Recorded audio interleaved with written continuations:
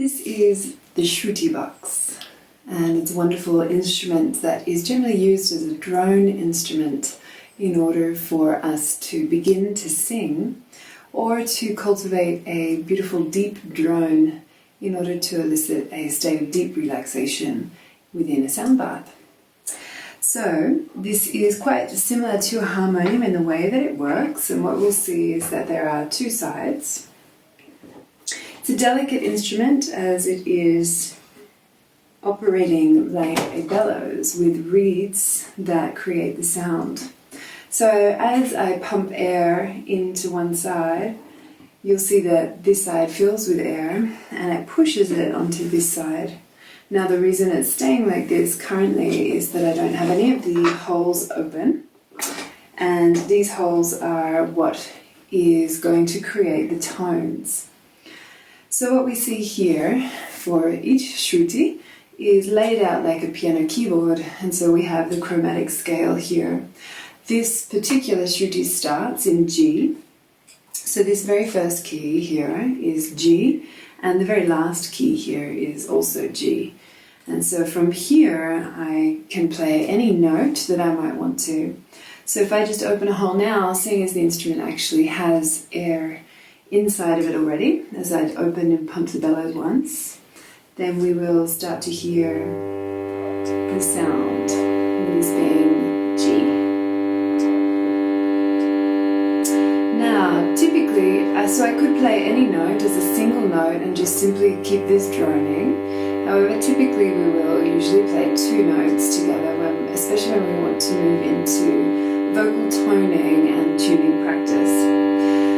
And so we usually, as you can imagine, work with the fifth interval, in which case I'll open up also the C note, and now we'll have the C-G interval of the fifth harmony. We hear that beautiful, resonant, bright harmonic coming through. And so this is a nice place to begin, finding C and G. And so we've also looked at within our major and minor scales class how to find the C on the keyboard. And so that's exactly the same thing here that's happening, in which case the difference that we don't see here is that there are no black keys, and so that's a little confusing perhaps. It looks different to a piano keyboard.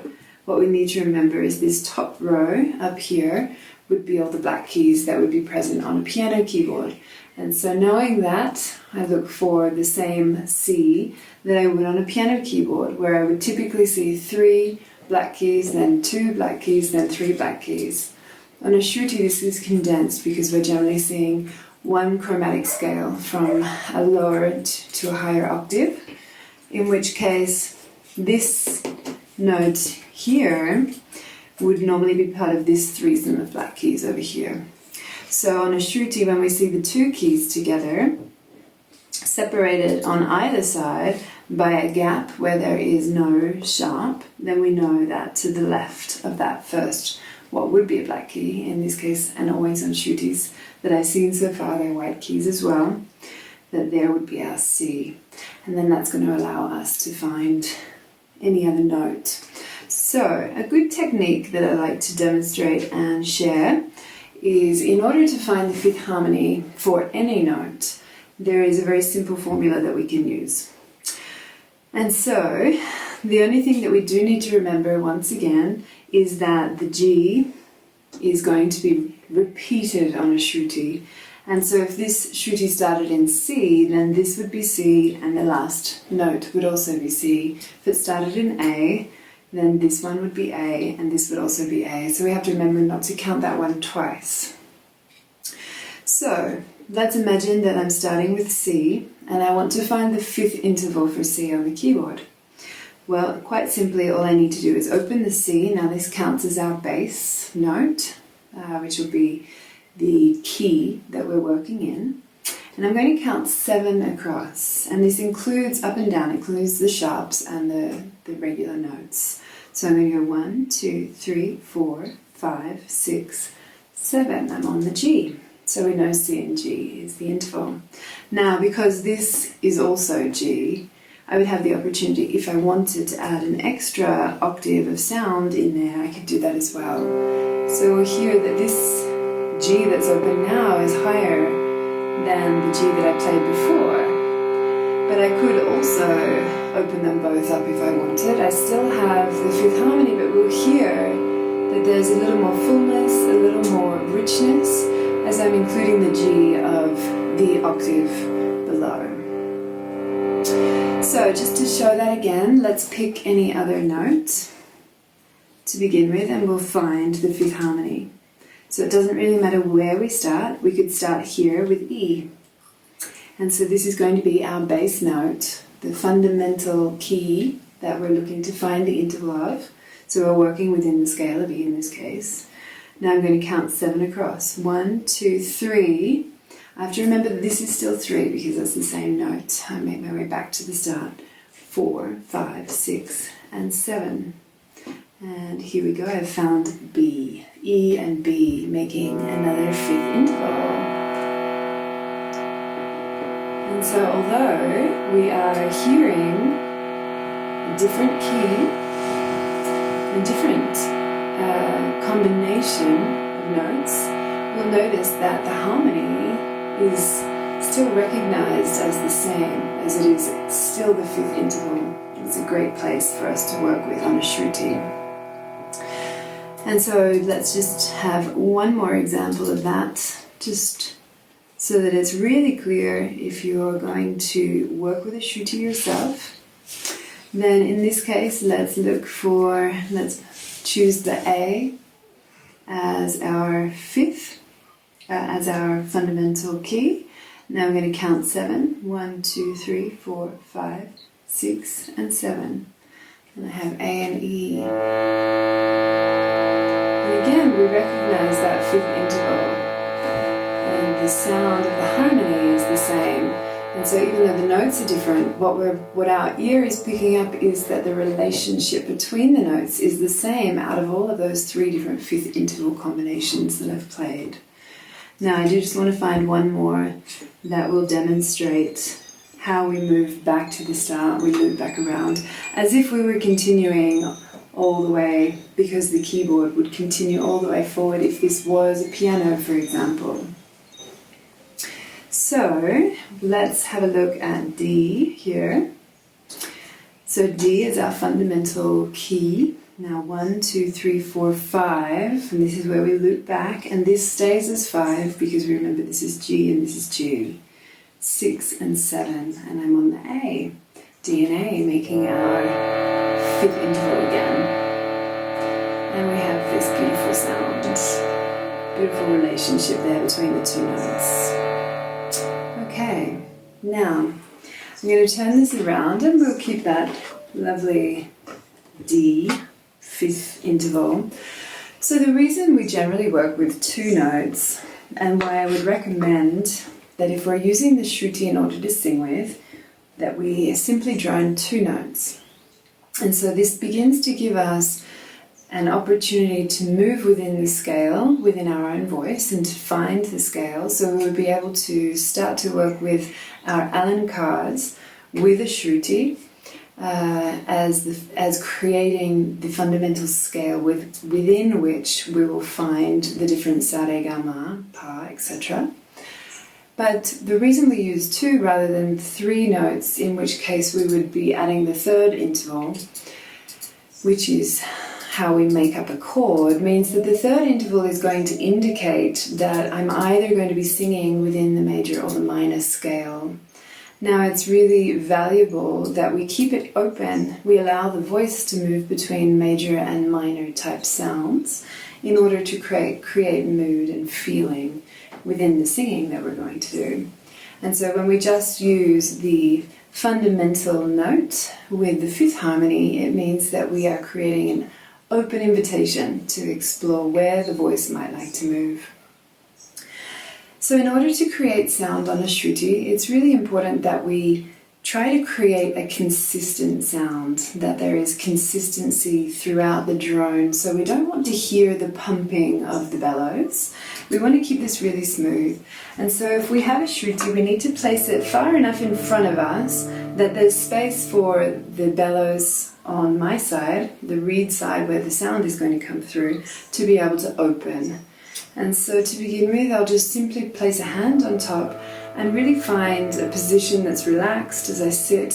My shoulder and arm can be relaxed, so I'm not reaching too far forward. There's not strain or tension within my arm.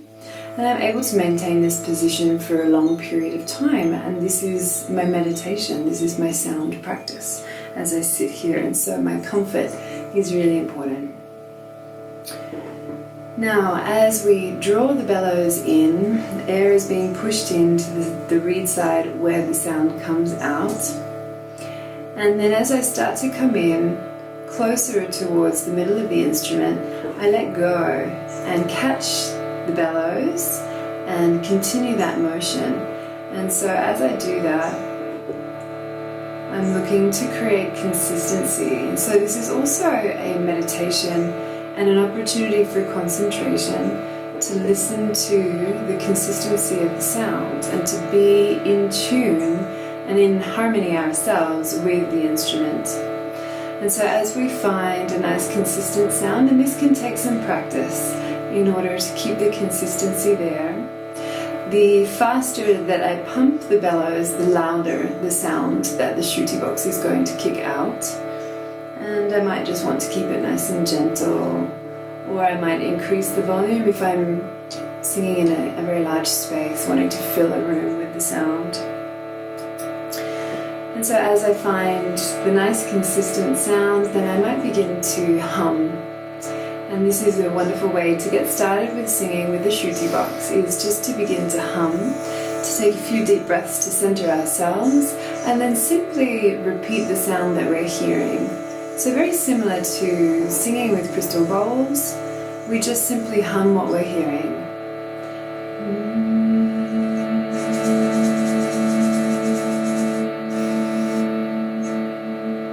And because I'm hearing two notes, I'm droning two notes, I can also hum the higher note.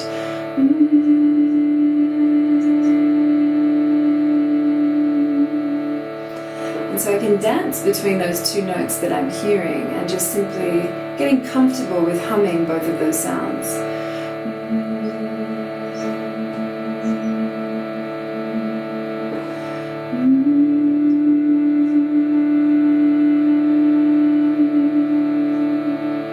And then I might start to sing those notes, perhaps just with open vowel sounds, the R sound of the heart.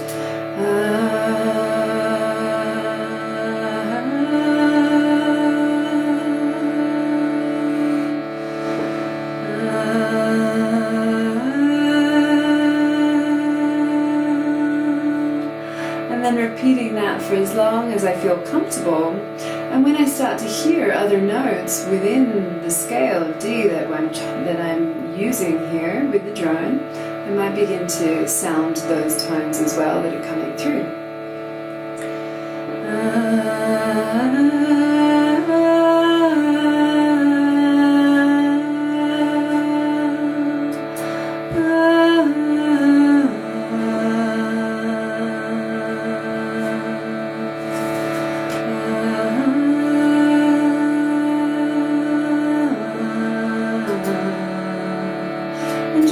To explore and allowing ourselves to freely express will be the key of starting to discover how to tone or tune with the Shruti. Now, if I was to work with our Alamkar practice, I'll find our fundamental tone, Sa,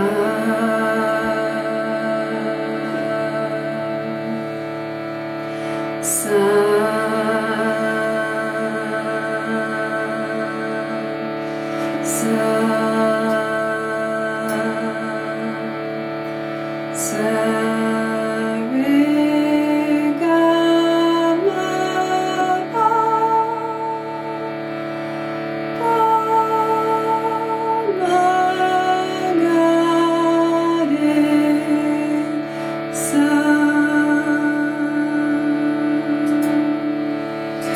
starting to discover how the voice can move within the scale. And so these are really wonderful instruments in order to cultivate a a singing practice for ourselves, as well as invite a drone into our sound baths. Now, a lot of these the modern day Shruti these days come with a really fascinating little additive here on the Shruti Box, and that is the possibility here to put in a foot pedal. And so that means that I can actually use a pedal to drone the Shruti, which means it would free up my hands to work with other instruments, which is also like a really beautiful bonus when we might be in a sound bath setting, or we can also enjoy playing crystal bowls over the top of a Shruti. We might enjoy a didgeridoo over the top of the Shruti, etc. And so I'm just going to show the drone from this sideways view so we can see how when I pump the bellows, the air's coming in this side and it's coming out the other side here.